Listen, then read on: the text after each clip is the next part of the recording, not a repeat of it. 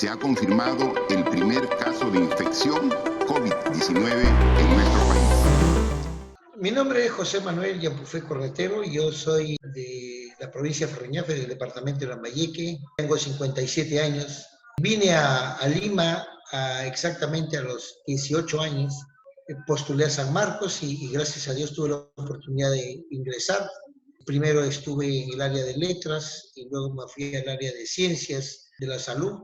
Después de estudiar, vivir toda la época de la violencia social que hubo en los años del 82 hasta el 89 que estudié, vivir esa experiencia de una guerra interna, de repente no ha calado tanto esa violencia social que se veía y que de repente tú no sabías en qué momento te podía sorprender.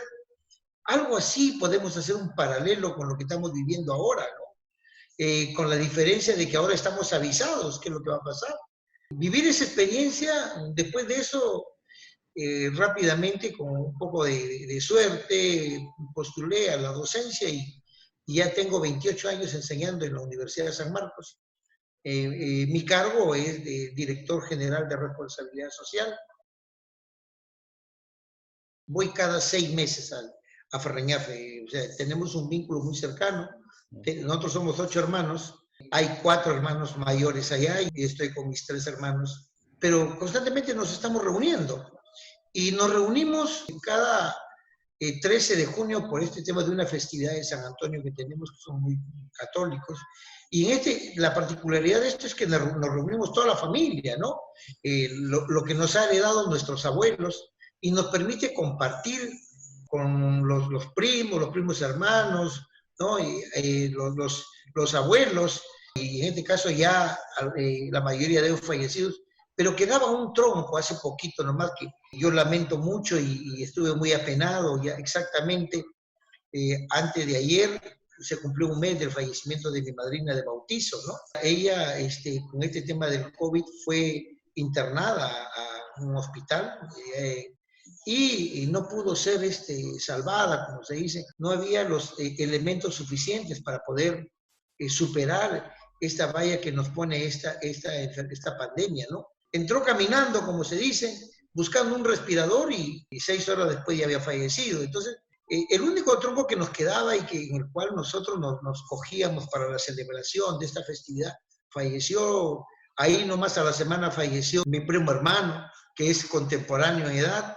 El mismo día falleció una prima y 3 horas después falleció mi sobrino que tenía 27 años, un sobrino con el que cada vez que íbamos conversábamos, se ponía muy alegre, nos ofrecía lo que allá ofrecen la chicha, el pescado, y en la noche una fiestecita, una música.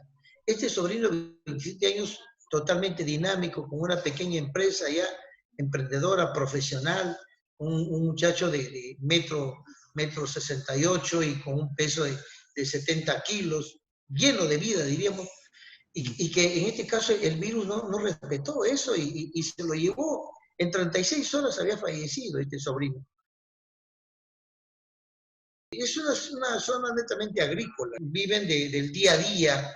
Hay momentos en que cuando la siembra de arroz, porque es netamente arrocera, es una zona arrocera expuesta, cuando hay siembra de arroz, bueno, hay una actividad intensa. Los pobladores pues tienen trabajo, ¿no?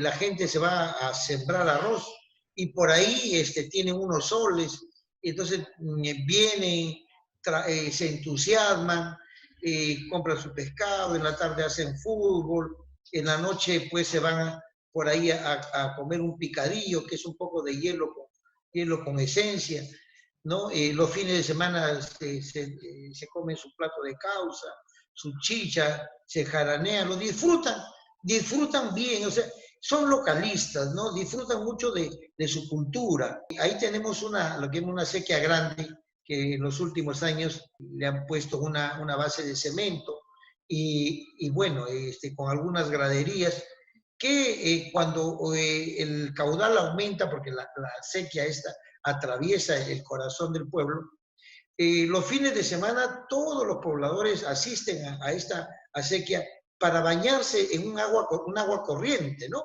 De tal manera que no estamos hablando de aguas estancadas, estamos hablando de un agua que viene de las alturas de Ferreñafe, viene hacia la costa rumbo a los Embríos o rumbo también al mar, ¿no? Entonces, es una vida cotidiana muy alegre, ¿no?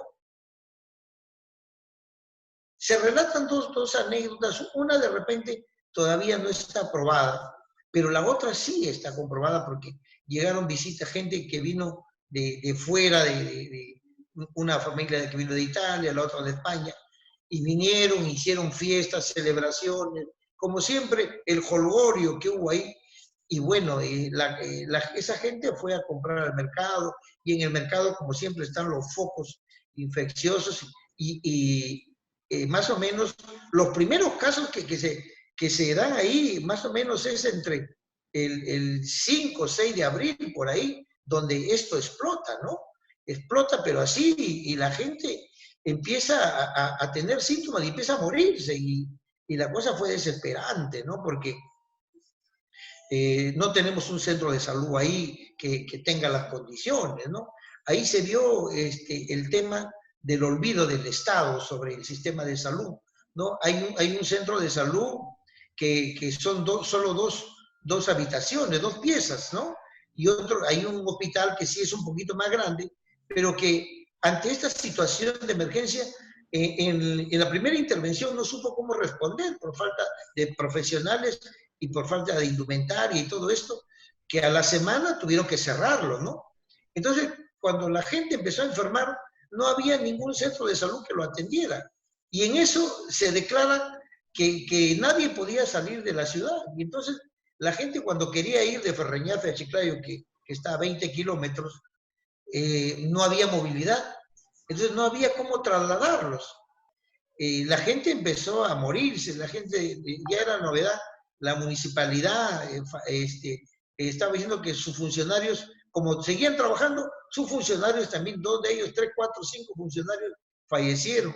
El señor que da la noticia todos los días, ¿no?, en Radio Ferreñafe, falleció y lo llevaron al hospital, y en una movilidad privada lo llevaron al hospital, pero ya llegó cadáver. O sea, la situación era insalvable, ¿no? La gente se desesperaba.